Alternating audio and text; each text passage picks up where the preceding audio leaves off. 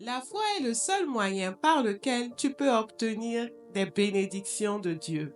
Matthieu 21, verset 22.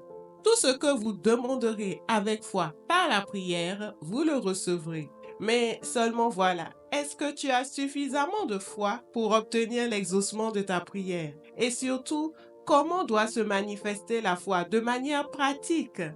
Hébreux 12, verset 6 nous encourage à imiter ceux qui, par la foi et la persévérance, héritent des promesses. Justement, aujourd'hui, nous étudions Abraham, le père de la foi. En étudiant sa vie, tu vas voir comment développer une foi solide et en tirer des leçons pratiques applicables chaque jour dans ta marche avec Dieu. Abraham est le modèle par excellence de comment Dieu peut prendre quelqu'un de nulle part et l'élever pour des générations entières.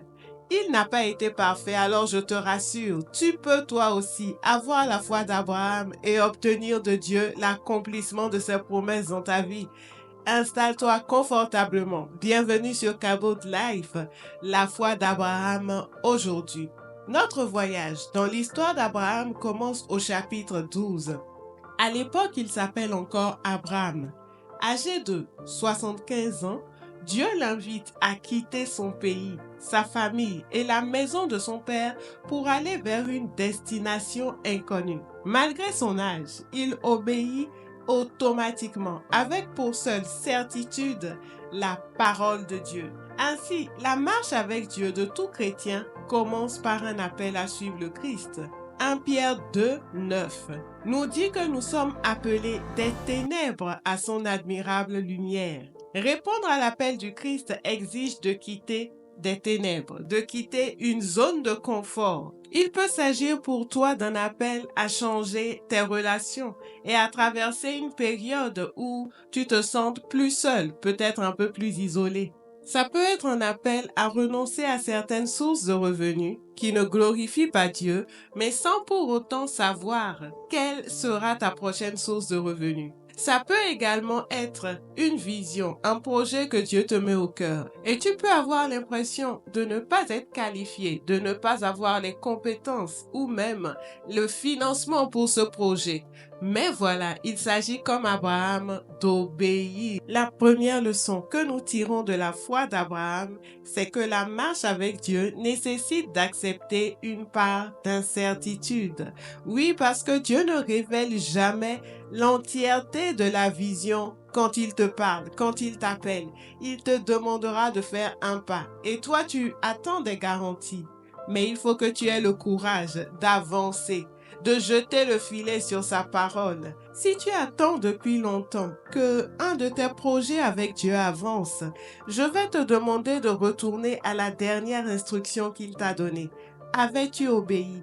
Parce que l'instruction suivante ne viendra que lorsque tu auras fait le premier pas, lorsque tu te seras engagé. Et les instructions de Dieu ne sont pas toujours extraordinaires comme change de pays, mais Naaman le Syrien, par exemple, s'attendait à ce que le prophète fasse un geste ou lui demande de faire quelque chose d'important. Mais il lui a juste dit, va te jeter 7 fois dans le Jourdain. L'instruction de Dieu peut ne pas avoir de sens à tes yeux. Elle peut même ne pas avoir de rapport ou de relation avec ce que tu lui demandes. Il nous faut apprendre à être attentif à la voix du Saint-Esprit qui nous parle.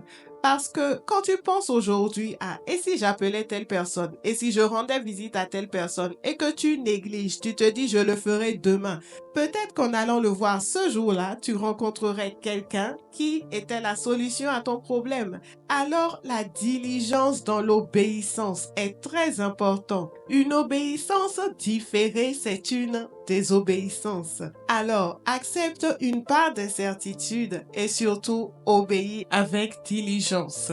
Nous continuons notre voyage dans l'histoire d'Abraham, toujours au chapitre 12. Abraham est donc parti sur instruction du Seigneur, mais son voyage n'a pas été sans difficulté.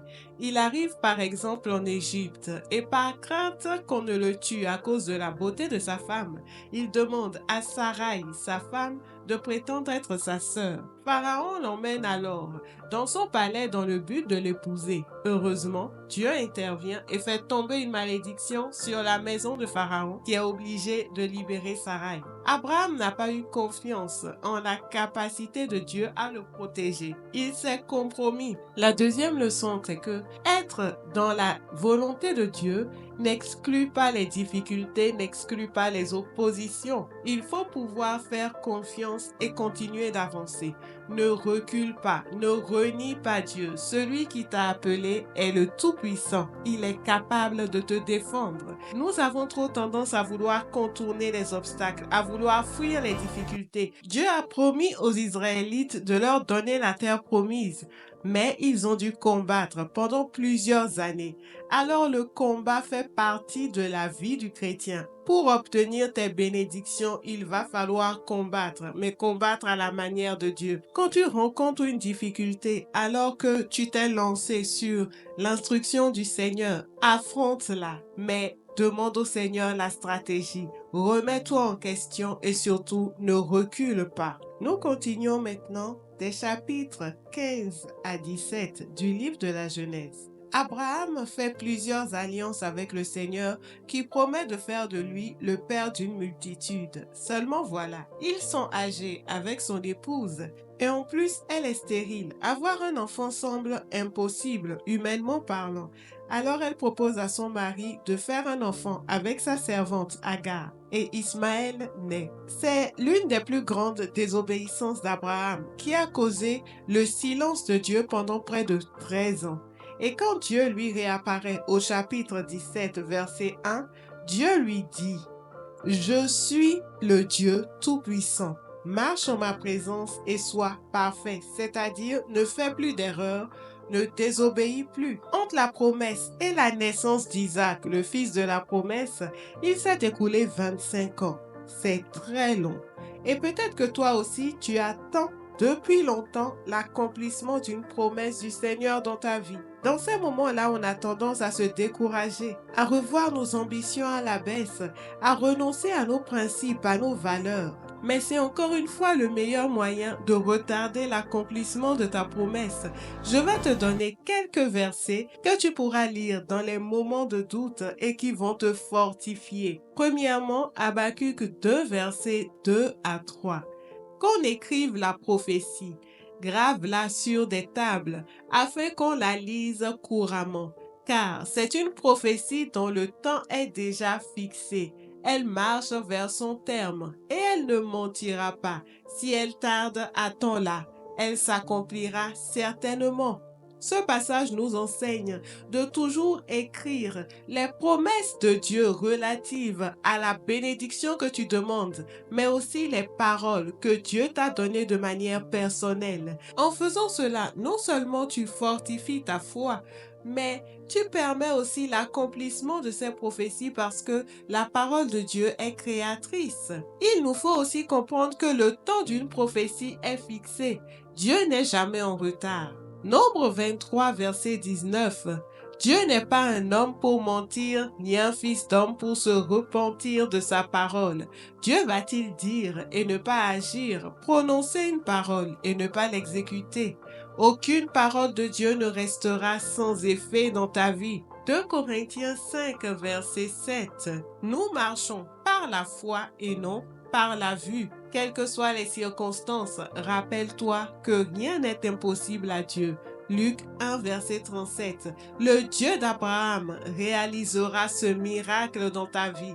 L'impossible se produit pour toi. Une autre leçon que nous tirons de cet épisode de la vie d'Abraham, c'est qu'au chapitre 17, Dieu change son identité et son nom.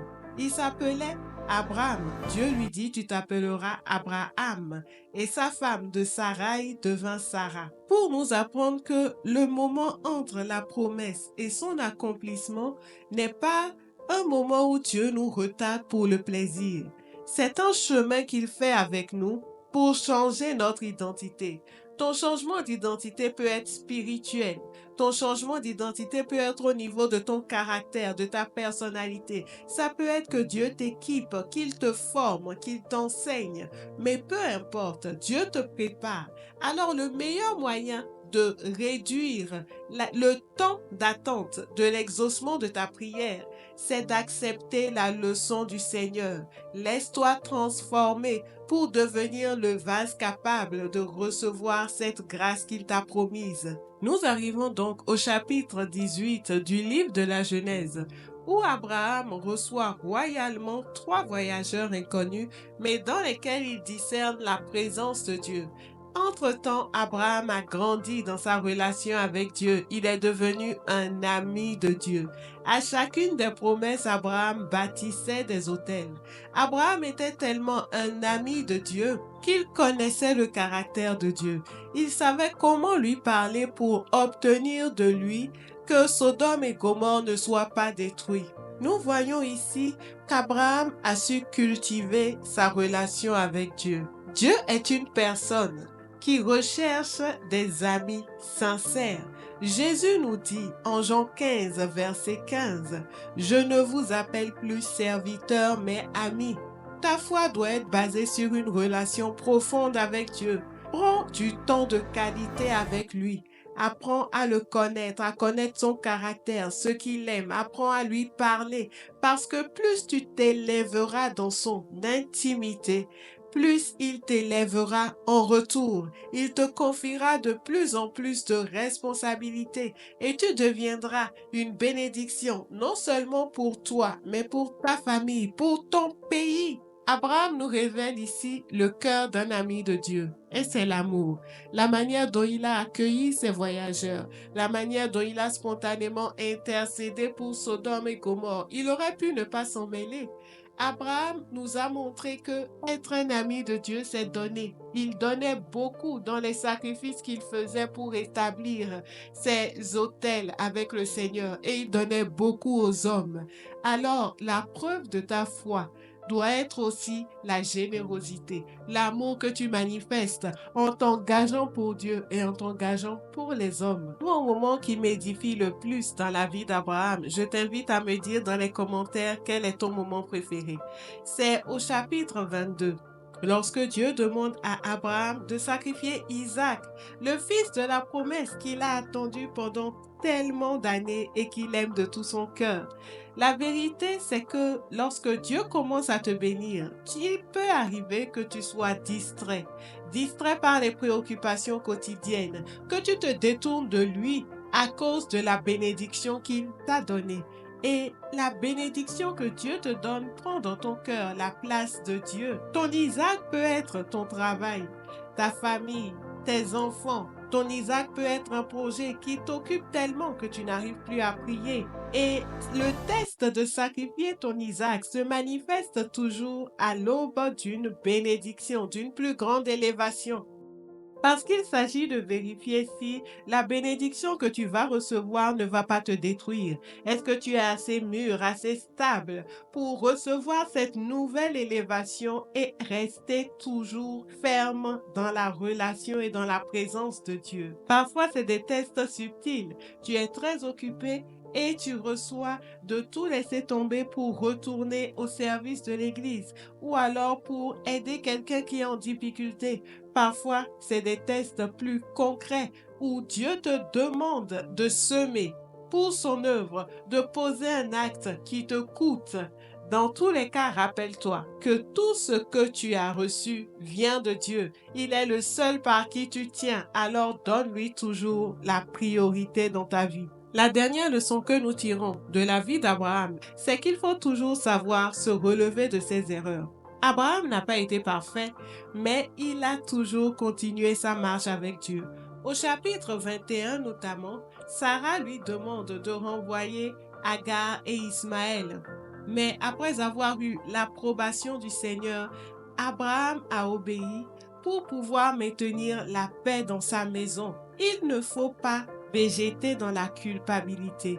Il ne faut pas laisser des situations pourrir, ignorer des problèmes parce que tu penses que tu en es responsable.